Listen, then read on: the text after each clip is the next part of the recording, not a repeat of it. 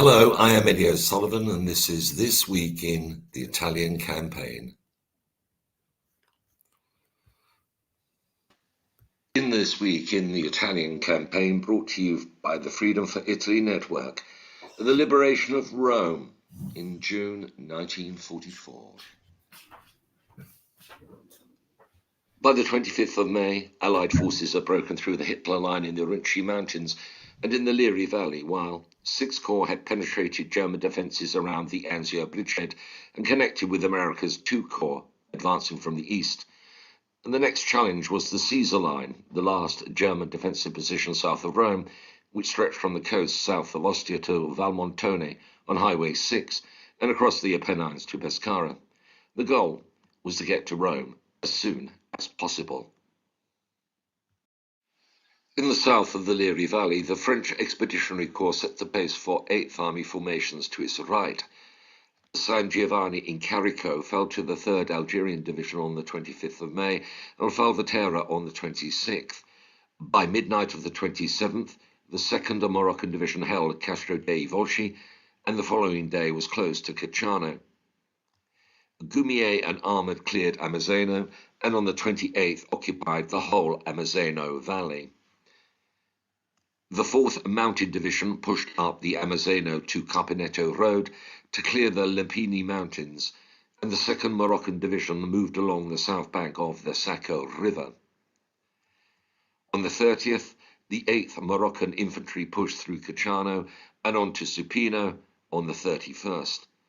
That day, the French were holding a line along high ground overlooking the Liri Valley that extended from Cacciano. French Commander Auguste Juin asked for permission to cross the Liri Valley to take Ferentino on Highway 6. That was about 9 miles ahead of the Canadian Corps, which on that day was south of Frosinone. But Commander-in-Chief Harold Alexander told Clark to keep the road clear for General Lee's formations. Clark's diaries for the day noted, "The British have their eye on Rome, notwithstanding Alexander's constant assurance to me that Rome is in the sector of the Fifth Army. The Eighth Army has done little fighting. It has lacked aggressiveness and failed in its part in this combined Allied effort." By this time, atrocities perpetrated on the local population had been confirmed. On the 27th of May, French Corps Commander General Juin sent a memorandum to his commanders. "Acts of brigandage have been committed. Armed robbery and rape have roused the people who live in forward areas. Divisional commanders and the commanding general of the Gooms will take forthwith all the necessary steps which are required to put an end to all acts which are detrimental to the morale and dignity of the victor." In the Liri Valley itself, the 8th Army's advance was being led by 13 Corps. In the centre of the valley, the Canadian Corps was ordered to advance rapidly up Highway 6. It reached Frosinone on the 31st of May. That day, the Canadian 5th Armoured Division was put in reserve and replaced by the 6th South African Armoured Division. Meanwhile, 1st Canadian Division was ordered to advance to Valmontone. In the high ground to the north of the Liri Valley, 13 Corps' advance was led by the 8th Indian Division, supported by a New Zealand Armoured Battalion, with Britain's 6th Armoured and 78th Divisions. Ripi was secured on the 30th of May and Torice on the 1st of June. In the Apennines, 5 and 6 Brigade of the 2nd New Zealand Division set off from positions they had held north of Cassino since March. From there, they advanced to Atina and then to Sora, a gateway town to the Upper Liri, which was reached on the 31st of May. On the 5th of June, the New Zealanders entered Balsarano. On the 3rd of June, a sergeant of America's II Corps lost his way and drove south from Valmontone and met Canada's 1st Brigade advancing to the north.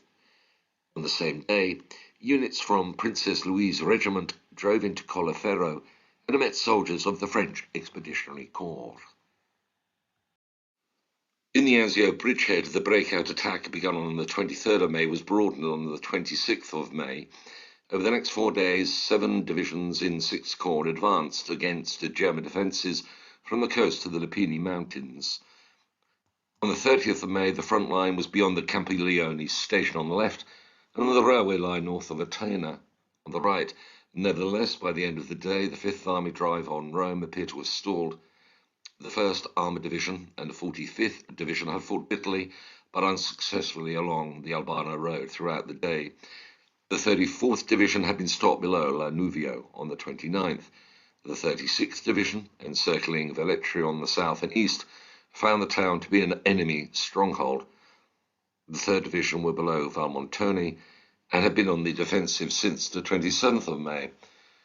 But the Germans had suffered heavy casualties, and Allied forces in the bridgehead were soon to link up with the French Expeditionary Corps advancing north through the Lepini Mountains. Fresh forces were coming up in the form of the 2nd Division, which on the 30th of May was given the extreme right of the beachhead front. On the 26th of May, General Clark had issued Operations Instruction 24, which orders 6th Corps to advance northwest, seize the line between Campiglione Station and Lanuvio, and advance towards Rome. This constituted a major revision in the original plan that had prioritized an advance to the east to cut off Highway 6 and any German forces retreating ahead of 8th Army advancing up the Liri Valley. After the war, 6th Corps Commander General Lucien Truscott said, "Had General Clark held loyally to General Alexander's instructions, had he not changed the direction of my attack to the northwest on the 26th of May, the strategic objective of Anzio would have been accomplished in full. To be first in Rome was poor compensation for this lost opportunity." That night, 36th Division attacked to cut the road between Nemi and Valmontone. The objective was secured by 2:30 in the morning of the 1st of June, making German positions in the Alban Hills unsustainable. Mark Clark ordered new offensives to destroy the German 14th Army. It began to withdraw on the 2nd of June, and 30th Infantry found Valmontone occupied early that morning. 751 Tank Battalion seized the upper end of the Liri-Sacco Valley. American infantry with Task Force Housing proceeded alone during the night to Palestrina. In the afternoon of the 2nd of June, American forces breaking out of the Anzio bridgehead linked up with the French Expeditionary Corps east of Colleferro. The 85th and 88th Divisions of 2 Corps moved up to strike for Rome. The divisions pursuing Germany's 10th Army after the Hitler Line breakthrough encountered stubborn German rearguard units. The main obstacles were often narrow roads unable to support the weight of tanks, bridges destroyed by the Germans, and traffic jams on all roads heading north caused by thousands of Allied vehicles. At 8 o'clock in the evening of the 2nd of June, 2 Corps issued new orders to govern its advance on Rome. They created a corridor divided into 3 divisional zones. The 85th Division was to the south, the 88th Division astride Highway 6, and the 3rd Division to the north. The right flank of 2 Corps was guarded by the 1st Special Service Force at Colleferro. The main attack towards Rome was to be delivered by the 85th and 88th Divisions. Task Force Hauser was strengthened and received orders to act as a spearhead up Highway 6. The Corps' orders stipulated that units were not to halt until they reached the north-south road passing through Tor Sapienza, the last phase line short of Rome. At 8 o'clock in the morning of the 4th of June, elements of the 88th Reconnaissance Troop were the first Allied troops to enter Italy's capital. Only along Highway 6 was there any meaningful resistance, and infantry and self-propelled guns held positions west of Centocelle until the middle of the afternoon. By evening, the delaying action died away everywhere east of Rome. Within the city itself, American soldiers met only an occasional sniper or self-propelled gun retreating towards the Tiber bridges. By midnight, the Fifth Army held the Tiber from its mouth to the junction with the Aniene River. North and south of Rome, bridges had been blown, but in the city proper, all crossings of the river were intact. On the morning of the 5th of June, Clark entered Rome to meet his corps commanders. He lost his way and was directed by Monsignor Hugo Flati, who had spent 7 months helping hide escaped prisoners of war, refugees and Jews. At 10:30, he climbed the steps into the town hall on the Capitoline Hill to meet his commanders. That evening, Pope Pius appeared on the balcony of St. Peter's to address crowds that had gathered in the square. In recent days, we tremble for the fate of the city, he said. Today we rejoice because, thanks to the joint goodwill on both sides, Rome has been saved from the horrors of war. The cost of capturing Rome had been enormous for the Allies. Since the 1st of April, the 5th and 8th Armies had suffered more than 35,000 casualties, including almost 6,000 killed. It was to be almost another year before the war in Italy was to end. That is the story of the capture and liberation of Rome.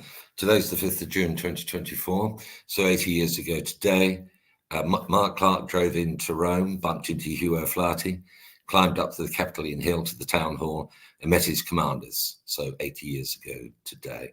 And a turning point, not just in the war, but for Italy as a whole, because the liberation of Rome marked the beginning of the restoration of Italy's status as a major power and force in Europe and the restoration of its democracy.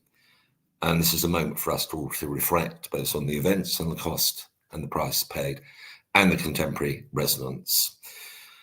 That's it for today. Next episode, we'll be looking at the phase of the war, the Italian campaign after the liberation of Rome. And we'll be doing that again. I'll be in Rome again because on the 12th of June, there is going to be at 9 o'clock in the morning, a general papal audience in which the Irish Brigade will be recognized because it will be 80 years to the hour since 150 men of the Irish Brigade, including my father, were the first Allied troops to be granted an audience in the Vatican by Pope Pius XII. And this moment is going to be memorialized next Wednesday, the 12th of June, in the St. Peter's Square, in the presence of Pope Francis. And after it, the pipes and drums of the Royal Irish Regiment will be playing, as their predecessors did 80 years ago that day. So that's it. So until next time, from everybody here at This Week in the Italian Campaign, it's goodbye, good luck, and may God bless you all.